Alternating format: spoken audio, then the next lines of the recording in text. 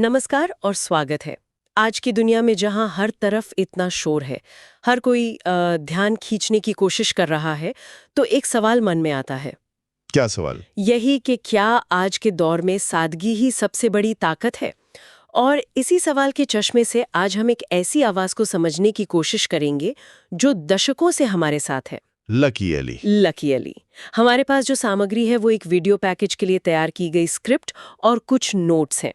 इनका मकसद है लकी अली की कला और उनकी पहचान के सार को पकड़ना। अच्छा। तो चलिए आज इस सामग्री की परतें खोलते हैं और पता लगाते हैं कि इस एक आवाज में ऐसा क्या जादू है कि पीढ़ियां बदल गईं पर उसका असर कम नहीं हुआ। और शुरुआत करने के लिए जो सबसे दिलचस्प बिंदु नोट्स में दिया गया है वो उनकी विरासत का है। हम सब जानते हैं कि वो महान कॉमेडियन महमूद के बेटे हैं जी। लेकिन यहाँ आकर्षक बात ये नहीं कि वो किसके बेटे हैं, बल्कि ये है कि उन्होंने उस विरासत के बिल्कुल विपरीत अपनी पहचान कैसे बनाई। सही बात है। सोचिए, एक पिता जो ठहाकों का बादशाह है जी। और एक बेटा जो जो खामोशी और ठहराव की जुबान में बात करता है। ये सिर्फ एक करियर चुनना नहीं था। ये तो अपनी एक अलग दुनिया बनाना था। बिल्कुल। मैं यहाँ नोट्स में एक लाइन पढ़ रही हूँ जो कहती है, उन्होंने अपने पिता की विरासत के साए से बाहर निकलकर अपनी जगह बनाई। ये सुनने में जितना आसान लगता है उतना है नहीं, है ना? बिल्कुल नहीं है। महमूद जैसे दिग्गज के बेटे होने का दबाव आप सोच सकते हैं कितना रहा होगा, और उस दबाव के खिलाफ जाकर एक ऐसी राह चुनना जो ना सिर्फ अलग थी बल्कि उस वक्त के चलन के भी खिलाफ थी। हाँ, चलन के खिलाफ जाना ही शायद उनकी कहानी का सबसे जरूरी हिस्सा है। इसे समझने के लिए हमें उस दौर में जाना होगा जब उनकी पहली एल्बम सुनो आई थी। 90 का दशक? जी, 1990 का दशक।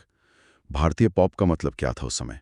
बाबा सहगल का रैप, दलेर मेहंदी का भांगड़ा पॉप, अलीशा चनॉय के डांस नंबर्स। सब कुछ बहुत तेज, लाउड और डांस फ्लोर के लिए बना हुआ था। म्यूजिक वीडियोस में भी खूब चकाचौंध थी। और उस सब के बीच में ये शख्स आता है एकॉस्टिक गिटार लेकर और भूमध्य सागर की हवा जैसी धुनें लेकर। हमारे स्क्रिप्ट नोट्स में एक बहुत ही काव्यात्मक लाइन है, वो उस शोर के बीच एक शांत गहरी नदी की तरह आए। मुझे ये कल्पना बहुत पसंद आई। हाँ, बहुत अच्छी लाइन है। ये सिर्फ एक नई आवाज नहीं थी, ये तो पूरे म्यूजिकल माहौल के खिलाफ एक शांत विद्रोह था। शांत विद्रोह, ये शब्द एकदम सटीक है, क्योंकि उन्होंने सिर्फ शोर कम नहीं किया, उन्होंने संगीत का व्याकरण ही बदल दिया। जहां दूसरे कलाकार ड्रम मशीन और सिंथेसाइजर पर निर्भर थे, लकी अली की ताकत उनकी आवाज, उनके गिटार और एक सीधी साधी मेलोडी में थी। ओ सनम जैसे गाने को याद कीजिए। हाँ, उसमें क्या है, एक गिटार, कुछ हल्के परकशन और एक ऐसी आवाज जो आपसे बात कर रही है, आप पर चिल्ला नहीं रही। ये एक बहुत बड़ा बदलाव था। स्रोत में ओ सनम और गोरी तेरी आंखें जैसे गानों का जिक्र है। ये गाने आज भी हिट हैं, पर उस समय ऐसा क्या था इन गानों में जिसने इन्हें सिर्फ हिट नहीं बल्कि एक सांस्कृतिक घटना बना दिया? मेरे ख्याल में इसकी दो मुख्य वजहें थीं और दोनों का जिक्र हमारे नोट्स में है। पहली, जैसा हमने कहा, संगीत की सादगी, जो ताजी हवा के झोंके की तरह थी। बिल्कुल। लेकिन दूसरी और शायद ज्यादा जरूरी वजह थी उनके गानों की विषय।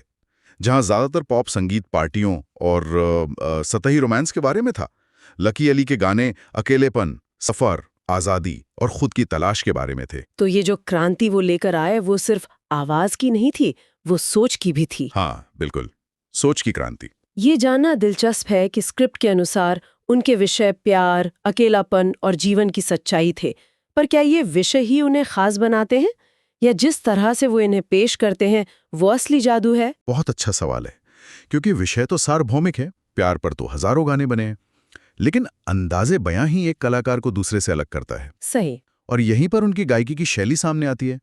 स्रोत में एक बहुत ही खूबसूरत शब्द का इस्तेमाल किया गया है, अर्थी वॉइस। मिट्टी से जुड़ी आवाज। हाँ, मैंने भी ये पढ़ा। इसका तकनीकी मतलब क्या है? मतलब सुनने में तो बहुत अच्छा लगता है, पर एक आम सुनने वाला इसे कैसे समझे? चलिए इसे थोड़ा खोलते हैं। देखिए, म्यूजिक की भाषा में बात करें तो उनकी आवाज में एक बैरिटोन टेक्सचर है, मतलब एक गहरी मर्दाना आवाज। लेकिन वो उसे बहुत हल्के से, बहुत नरमी से इस्तेमाल करते हैं। बिल्कुल, वो चिल्लाते नहीं हैं। उनकी गायकी में एक तरह का रिस्ट्रेंट है, एक ठहराव है। वो सुरों के बीच में सांस लेने की जगह छोड़ते हैं, एक खालीपन छोड़ते हैं, और वो खालीपन सुनने वाले को अपनी तरफ खींचता है। आपको संगीत में सांस लेने की जगह मिलती है। हाँ, इसी को अर्थी या कच्चापन कहा गया है। इसमें कोई बनावटी पॉलिश नहीं है। ऐसा लगता है जैसे ये आवाज सीधे दिल से आ रही है, असली है। ये बात तो सही है, पर क्या इस सादगी का एक दूसरा पहलू भी हो सकता है? क्या कभी-कभी ये एक रस या मोनोटोनस लगने का खतरा नहीं होता? क्या हमारी स्रोत सामग्री में उनके आलोचकों के नजरिए पर कोई रोशनी डाली गई है? ये एक बहुत ही वैध बिंदु है। और हालांकि ये स्क्रिप्ट और नोट्स काफी हद तक तारीफ में लिखे गए हैं, लेकिन ये सवाल जरूर उठता है। कुछ लोगों को उनका संगीत एक जैसा लग सकता है क्योंकि उनका एक खास अंदाज है। लेकिन मुझे लगता है कि उनका बचाव भी इसी बात में छिपा है। उनका लक्ष्य हर गाने में कुछ नया करतब दिखाना नहीं है। उनका लक्ष्य है एक एहसास, एक मूड को बनाए रखना। जैसे कोई चित्रकार एक ही रंग के अलग-अलग शेड्स इस्तेमाल करता है? क्या बात है, बिल्कुल सही उदाहरण है। वो एक ही रंग के अलग अलग शेड्स का इस्तेमाल करके एक पूरी तस्वीर बनाता है। उनकी कला विविधता में नहीं बल्कि गहराई में है। और हमारे नोट्स भी उन्हें असली जज्बात और मौलिकता का प्रतीक कहते हैं, जो इसी गहराई की ओर इशारा करता है। और शायद यही गहराई उनकी कला को टाइमलेस या कालातीत बनाती है। स्क्रिप्ट में इस शब्द पर बहुत जोर दिया गया है, टाइमलेस आर्टिस्ट। हाँ, एक ऐसा कलाकार जो किसी एक दशक या दौर में बंधकर नहीं रह गया। आज भी सोशल मीडिया पर उनके इम्प्रॉम्प्टू परफॉर्मेंस के वीडियो वायरल हो जाते हैं। नई पीढ़ी भी उन्हें उतना ही अपनाती है। ऐसा क्यों है? क्योंकि जिन जज्बातों की वो बात करते हैं वो कभी पुराने नहीं होते। हमारी स्रोत सामग्री भी इसी सार्वभौमिकता की ओर इशारा करती है। सोचिए, अकेलापन, अपनी जगह तलाशना, किसी सफर पर निकल जाना। प्यार में मिली खुशी या दर्द। हाँ, क्या ये जज्बात 1996 में अलग थे और आज 2026 में अलग है? नहीं। नहीं। टेक्नोलॉजी बदल गई है, दुनिया की रफ्तार बदल गई है, लेकिन इंसान की दिल की बुनियादी जरूरतें और एहसास वो वही हैं। मतलब आज का कोई युवा जब ओ सनम सुनता है तो वो भी अपने अकेलेपन या अपनी यात्रा से ठीक वैसा ही जुड़ाव महसूस करता होगा जैसा 90 के दशक में किसी ने किया होगा। बिल्कुल। लकी अली का संगीत इन्हीं स्थायी जज्बातों का साउंड ट्रैक बन गया है। वो किसी खास दौर का नहीं बल्कि इंसान होने के अनुभव का संगीत है। वाह। इसीलिए वो आज भी उतना ही प्रासंगिक है। वो हमें याद दिलाते हैं कि हम सब अपनी अपनी यात्रा पर निकले मुसाफिर हैं और इस सफर में हम अकेले नहीं हैं। और शायद इसीलिए इस वीडियो पैकेज के लिए जो शीर्षक सुझाए गए हैं उनमें से एक है, लकी अली के गीत आज भी हमारे दिलों को क्यों छूते हैं। ये सिर्फ एक शीर्षक नहीं है, नहीं, ये एक सवाल है जिसका जवाब उनकी पूरी कला, उनकी पूरी यात्रा में छिपा है। ये सवाल ही उनकी विरासत का सार है। और अगर हम इसे बड़े फलक पर देखें तो लकी अली का संगीत एक बहुत महत्वपूर्ण सवाल खड़ा करता है, जो हमारी स्क्रिप्ट भी उठाती है।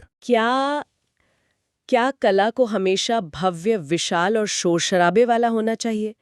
उनका पूरा काम इस बात का सबूत है कि सादगी में कितनी गहराई और कितनी ताकत हो सकती है। उनकी कला हमें बताती है कि कभी-कभी सबसे गहरी बात सबसे शांत आवाज में कही जाती है। तो अगर हम इस पूरी बातचीत का सार निकालें, जो हमारी स्रोत सामग्री से निकल कर आया है, तो ये साफ है कि लकी अली सिर्फ एक गायक नहीं है। वो एक एहसास है। एक एहसास है, हाँ। एक दर्शन है। एक ऐसे कलाकार जिन्होंने अपनी शर्तों पर संगीत बनाया और साबित किया कि ट्रेंड्स के पीछे भागने की जरूरत नहीं है। सही बात है। उनकी सफलता इस बात का प्रमाण है कि संगीत की दुनिया में शोर और चकाचौंध के बीच अपनी एक शांत, सच्ची और ईमानदार जगह बनाना संभव है।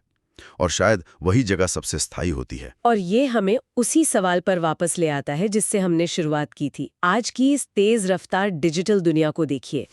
हर कोई ध्यान खींचने के लिए चिल्ला रहा है। हर पल कुछ नया और चमकदार परोसा जा रहा है।